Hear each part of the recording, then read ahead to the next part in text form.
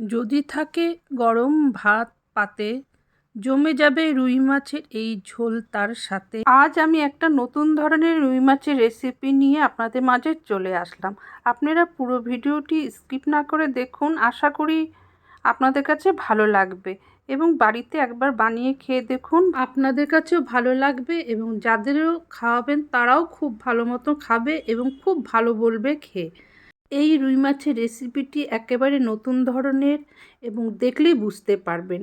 আমি অনেকগুলো মাছের রেসিপি আমার চ্যানেলে দিয়েছি, বেশি করে রুই মাছের রেসিপি অনেকগুলো দিয়েছি। আপনাদের যদি এই রুই মাছের রেসিপি দেখে ভালো লাগলে ওগুলোও দেখে নিতে পারেন। নমস্কার বন্ধুরা, আজকে আমার এই মাছের রেসিপিতে সকল বন্ধুদের জানাই স্বাগত। দেখে বুঝতে পারছেন কতখানি লোভনীয় এই মাছের রেসিপিটি হয়েছে। তাহলে বন্ধুরা আমি শুরু করছি। এখানে 950 গ্রাম রুই মাছ আছে, কয়েকটা পিস করে নিয়েছি, ভালো করে ধুয়ে কেটে নিয়েছি। এর মধ্যে লবণ, হলুদ আর সামান্য সরষের তেল আর লেবুর রস দিয়ে ভালো করে মাখিয়ে নিচ্ছি, যাতে মাছের গায়ের মধ্যে লবণ হলুদটা ভালো করে মেখে যায়। কারণ মাছ মাখার সময় কিন্তু ভালো করে মাখলে পরে মাছের মধ্যে লবণ হলুদ মশলাগুলো ঢোকে, ঝোলের সময় দিলে খেতে কিন্তু ভালো হয়। মানে তার আগে তো আমি ভেজে নিব।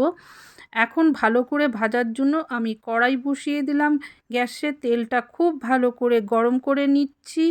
আর আমি তো সাদা তেলেই সাধারণত রান্ধি, তবে মাঝে মাঝে যেটাতে সর্ষের তেল লাগে সেটাতে আমি দিই। এখন পরপর আমি মাছগুলো ভেজে নিচ্ছি, এরকমভাবে মাছ ভেজে নিচ্ছি। আর একসাথে দিচ্ছি না, মাছগুলো ভেঙে যাবে বলে। যে সকল বন্ধুরা ভিডিও দেখা শুরু করেছেন এখন পর্যন্ত লাইক দেননি, ঝটপট করে লাইকটা দিয়ে আবার ভিডিওটা দেখা শুরু করুন। এখানে আমি নিয়েছি পেঁয়াজ কুচি, টমেটো কুচি, পেঁয়াজ কলি কুচি, ক্যাপসিকাম কুচি, কাঁচা লঙ্কা, রসুন কুচি, আদা কুচি। হ্যাঁ, পেঁয়াজ কলি বলতে কি স্প্রিং অনিয়ন যেটা সেটা।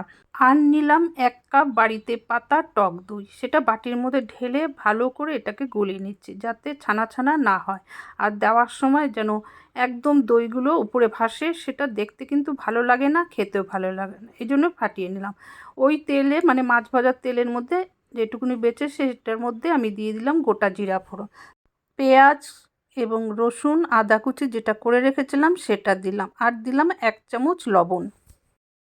অনেকেই জানে পেঁয়াজ ভাজার সময় লবণ দিলে পরে ভালো হয়, আর যারা জানে না তাদের কাছে বলছি, যখন পেঁয়াজ ভাজবেন লবণটা দিলে পরে পেঁয়াজ তাড়াতাড়ি পেকে যায়। এখন দিয়ে দিলাম টমেটো, 1 চামচ হলুদ, 1 চামচ লঙ্কা গুঁড়ো, আর 1 চামচের একটু কম জিরে ধনে গুঁড়ো, সামান্য একটু জল দিয়ে নিয়েছি। তারপর ভালো করে এটাকে কষিয়ে নিচ্ছি, যতক্ষণ না মশলাটা কষবে ততক্ষণ নাড়িয়ে যাব, যাতে নিচে না লেগে যায়। যারা বেশি তেল দিয়ে রান্না করে বা পছন্দ করে তারা কিন্তু মশলা বেশিক্ষণ না কষালে চলবে, কারণ তেলের মধ্যে তাদের মশলাটা কষে যায়, তাড়াতাড়ি হয়ে যায়। আমরা যেহেতু বা আমি যেহেতু একটু তেল কম দিয়ে রান্না করি, তাই মশলাটাকে আমি ভালো মতন কষিয়ে নিই, যাতে মশলার কাঁচা গন্ধটা না থাকে। যদি এটার মধ্যে তেলটা বেশি দিতাম এতক্ষণে আমার মশলা কষে যেত এবং জলও দিয়ে দিতাম। তেল একদমই কম দিয়েছি, আপনারা দেখলেই তো বুঝতে পেরেছেন আমি কতখানি তেল ব্যবহার করেছি। এখন দিয়ে দিব ওই টক দইটা, দইয়ের বাটির মধ্যে আর একটু জল দিয়ে এটার মধ্যে দিয়ে দিলাম। এখন খুব ভালো করে আবার কষিয়ে নিতে হবে। হ্যাঁ, জলটা একটু কম হলো তাই আরেকটু আমি জল দিয়ে নিলাম। আপনারা ঝোলের পরিমাণটা নিজেরা বুঝে নেবেন।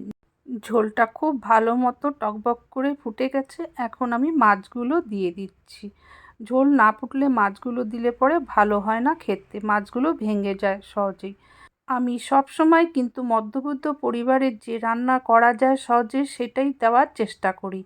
আর আমার চ্যানেলে সব রকমই রান্না আমি দিয়ে থাকি, এরপরেও আমি দিব অনেক রকম ভালো ভালো সব রান্না। দিয়ে দিলাম ক্যাপসিকাম এবং স্প্রিং অনিয়ন আর কাঁচা লঙ্কাগুলো, এগুলো দিয়ে খুব ভালো করে আবার নাড়িয়ে নিচ্ছি। তবে এটা কিন্তু ঝোল অবস্থাও খেতে খুব ভালো লাগে। আমি একটু শুকনো শুকনো করছি, বাড়িতে মেম্বার কম, আমার বেশি ঝোল লাগবে না তার জন্য। আর এগুলো দিয়ে কিন্তু ভালো করে আপনারা ফুটিয়ে নেবেন। এখন দিয়ে দিচ্ছি কিছুটা ধনেপাতা কুচি, যেহেতু শীতের সময় ধনেপাতা কুচি তো দিতেই হবে, তাহলে স্বাদ তো আরও দ্বিগুণ বেড়ে যায়। ধনেপাতা কুচি দিয়ে এখন আমি গ্যাসটা বন্ধ করে অন্য পাত্রে নামিয়ে নিচ্ছি। যে সকল বন্ধুরা ইউটিউব চ্যানেল থেকে এই ভিডিওটি দেখছেন বা আগামীতে আরও ভালো কিছু রান্না দেখতে এবং শিখতে চান, তাহলে কিন্তু চ্যানেলটি সাবস্ক্রাইব করে দিবেন। তার সাথে যে বেল বটন আছে সেটা কিন্তু অন করে দিবেন। এতে নোটিফিকেশন যাবে, আপনারা এসে নতুন নতুন রান্না দেখে শিখতে পারবেন এবং বাড়িতে বানাতে পারবেন। আজকের এই মাছের রেসিপি দেখে আপনাদের যদি খুব ভালো লাগে, তাহলে আপনাদের পরিচিত আত্মীয়স্বজনের কাছে, বন্ধুবান্ধবের কাছে শেয়ার করে দিবেন। তারাও এটা দেখে শিখতে পারবে। আর লাইক তো নিশ্চয়ই দিয়েছেন, কমেন্ট করতে কিন্তু ভুলবেন না। আপনাদের মিষ্টি মিষ্টি কমেন্ট পড়তে কিন্তু খুব ভালো লাগে এবং তার বদলে কিন্তু আমি রিপ্লাই দিই সবসময়। আর যারা ফেসবুক পেজ থেকে ভিডিওটি দেখছেন, দেখে খুব ভালো লাগলে ফলো করতে কিন্তু ভুলবেন না। ফলো করে তার সাথে কিন্তু ভিডিওটি শেয়ার করে দিবেন পরিবার, বন্ধু বান্ধবের কাছে। আর লাইক তো দিয়েছেন, কমেন্ট কিন্তু করতে ভুলবেন না। আপনাদের কমেন্ট আমার কাছে অনেক ভালো লাগে পড়তে। তাহলে আজ আমি বিদায় নিচ্ছি। ততদিনে আপনারা ভালো থাকুন, সুস্থ থাকুন। আবার কোনো নতুন রান্না নিয়ে আমি ঠিক সময় চলে আসব। আপনারা অপেক্ষা করুন। ধন্যবাদ।